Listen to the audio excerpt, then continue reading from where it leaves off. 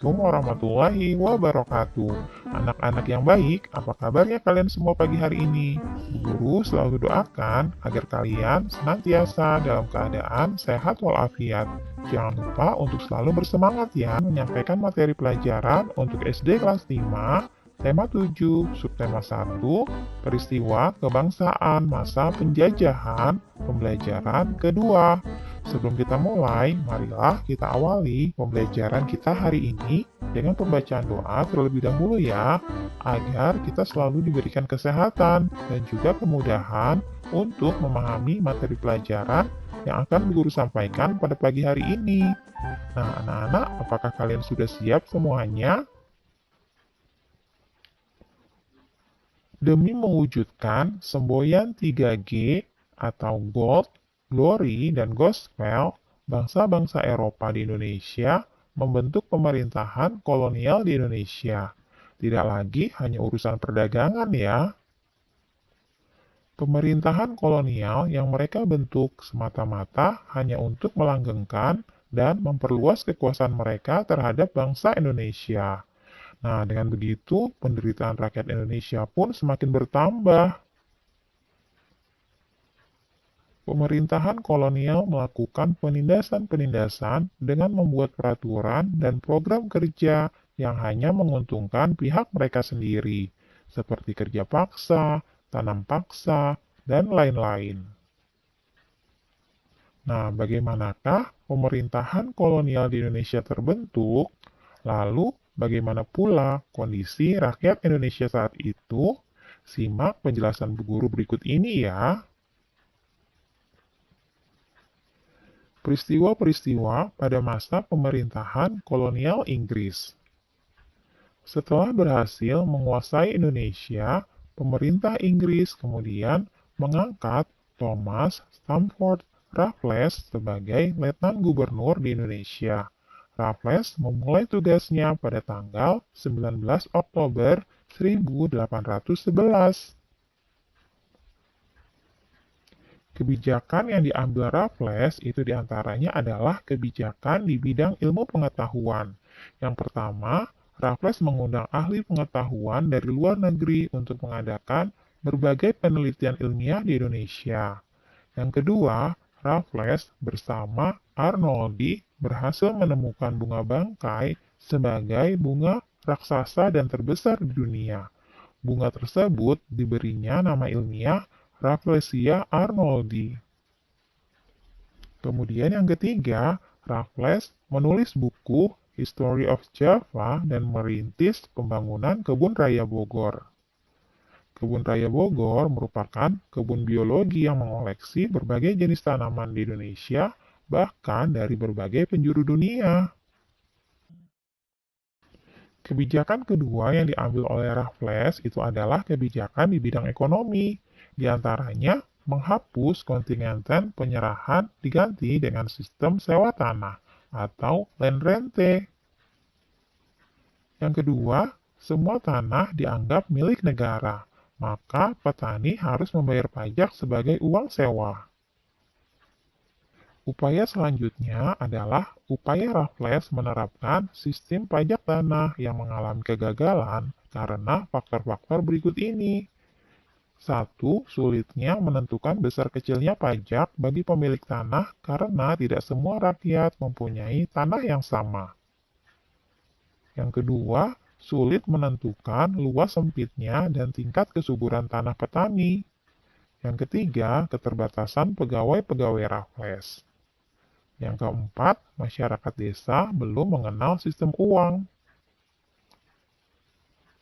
Nah, berikutnya kebijakan di bidang pemerintahan dan sosial.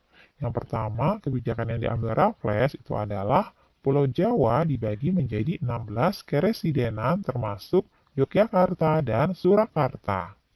Setiap keresidenan mempunyai badan pengadilan. Dan yang terakhir, melarang perdagangan budak. Nah, anak-anak, itulah tadi peristiwa-peristiwa yang terjadi di masa kolonial pemerintahan Inggris.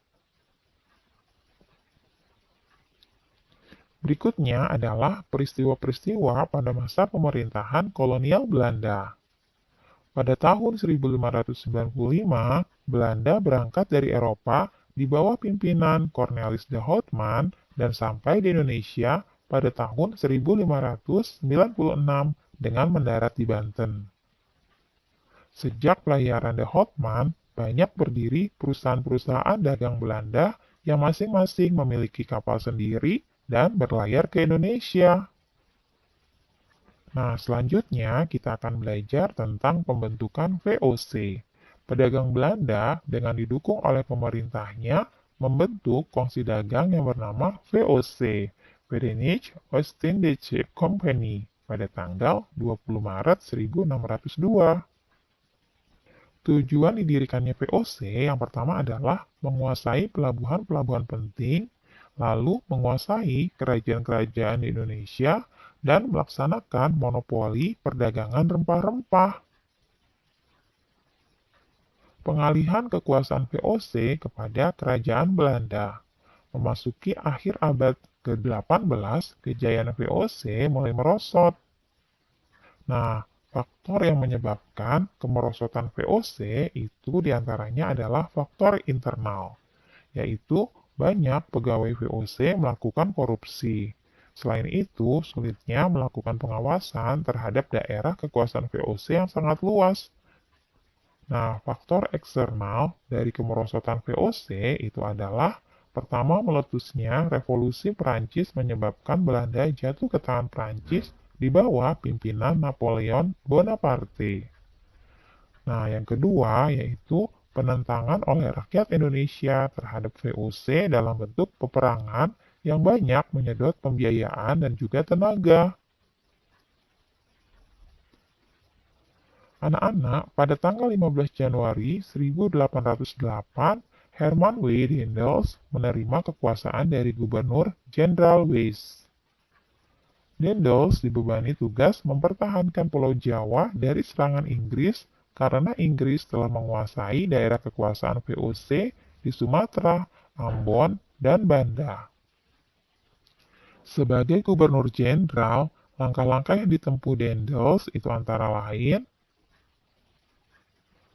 yang pertama, meningkatkan jumlah tentara dengan cara mengambil dari berbagai suku bangsa di Indonesia. Yang kedua, membangun pabrik senjata di Semarang dan Surabaya. Yang ketiga, membangun pangkalan armada di Anyer dan Ujung Kulon.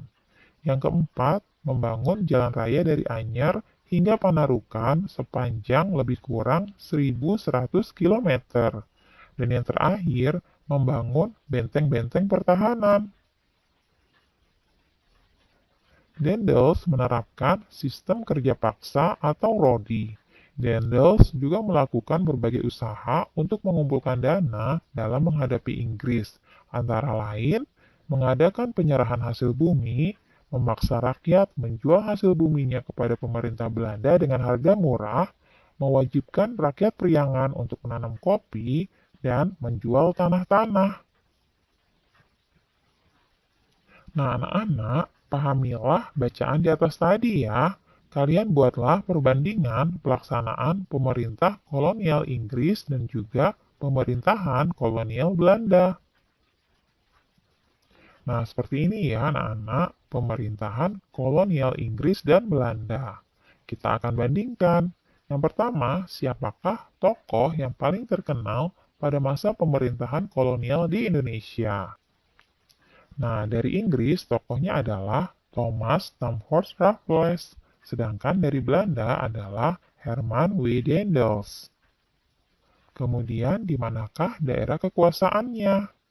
Nah, kolonial Inggris daerah kekuasaannya adalah Sumatera, Ambon, Jawa, Palembang, Makassar, dan lain-lain. Sedangkan Belanda itu hampir seluruh wilayah Indonesia menjadi daerah kekuasaannya. Berikutnya, kapankah waktu pemerintahan kolonial di Indonesia dimulai? Nah, pemerintahan kolonial Inggris itu dimulai pada tahun 1811, sedangkan pemerintahan kolonial Belanda dimulai pada tahun 1602.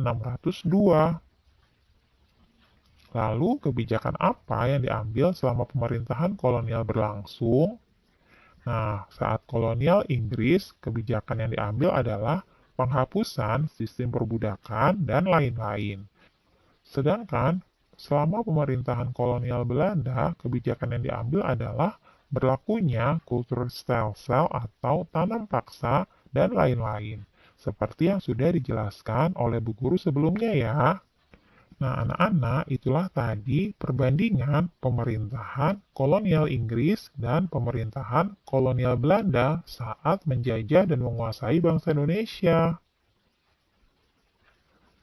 Sekarang kita akan belajar tentang perubahan wujud benda. Anak-anak masih ingat? Benda-benda di sekitar kita memiliki sifat dan ciri yang unik ya. Dengan memahami sifat-sifat benda, kita dapat mempelajari fenomena alam yang terjadi di sekitar kita dengan baik. Dengan mengetahui sifat benda, kamu tahu apa yang akan kamu lakukan untuk mengubah bentuk benda-benda tersebut. Perubahan wujud benda disebabkan oleh lingkungan yang berubah. Misalnya, suhu lingkungan yang menjadi panas atau dingin.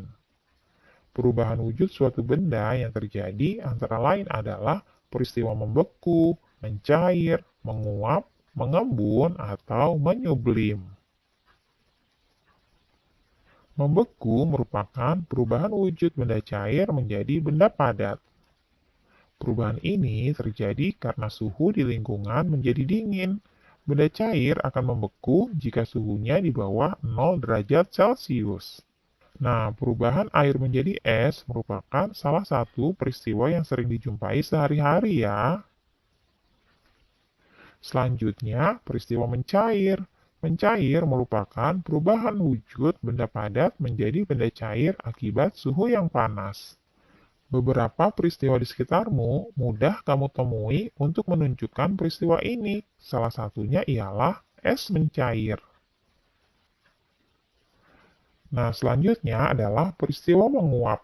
Menguap merupakan perubahan wujud benda cair menjadi benda gas. Peristiwa ini mudah dijumpai pada saat air dipanaskan di atas api kompor. Dalam beberapa saat, air akan mendidih. Peristiwa mendidih adalah contoh terjadinya penguapan atau perubahan dari benda cair ke gas dan pada saat yang sama terjadi pengurangan volume air. Nah, anak-anak, kegiatan selanjutnya, kalian coba jawab pertanyaan-pertanyaan berikut ini ya. Yang pertama, coba kalian jelaskan perbedaan peristiwa membeku dan mencair. Nah, membeku itu adalah benda cair menjadi padat atau beku, sedangkan mencair, benda padat atau beku menjadi cair. Yang kedua, coba kalian jelaskan perbedaan peristiwa membeku dan menguap. Membeku itu artinya benda cair yang menjadi padat atau beku, sedangkan menguap itu adalah benda padat atau cair yang menjadi gas. Selanjutnya yang ketiga, coba kalian jelaskan perbedaan peristiwa mencair dan menguap. Nah, mencair itu artinya benda padat atau beku menjadi cair, sedangkan menguap, benda padat atau cair itu menjadi gas. Berikutnya, apa saja yang menyebabkan terjadinya peristiwa membeku, mencair, dan menguap? Nah, anak-anak, yang menyebabkan terjadinya peristiwa membeku, mencair, dan menguap itu karena adanya perubahan suhu ya, baik suhu panas maupun suhu dingin. Pertanyaan yang kelima, peristiwa sehari-hari apa sajakah yang menunjukkan terjadinya peristiwa mencair? Nah, contohnya dalam kehidupan sehari-hari itu adalah es mencair. Berikutnya, peristiwa sehari-hari apa sajakah yang menunjukkan terjadinya peristiwa membeku? Ya, benar sekali, yaitu perubahan air menjadi es.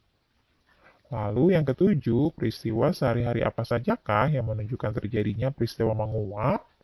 Nah, benar sekali, yaitu ketika air mendidih. Terjadi peristiwa menguap.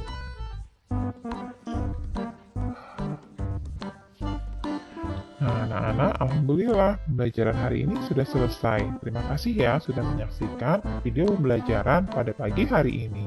Sampai jumpa lagi pada video pembelajaran selanjutnya. Semoga bermanfaat untuk kalian semua. Salam sehat dan tetap semangat ya. Wassalamualaikum warahmatullahi wabarakatuh.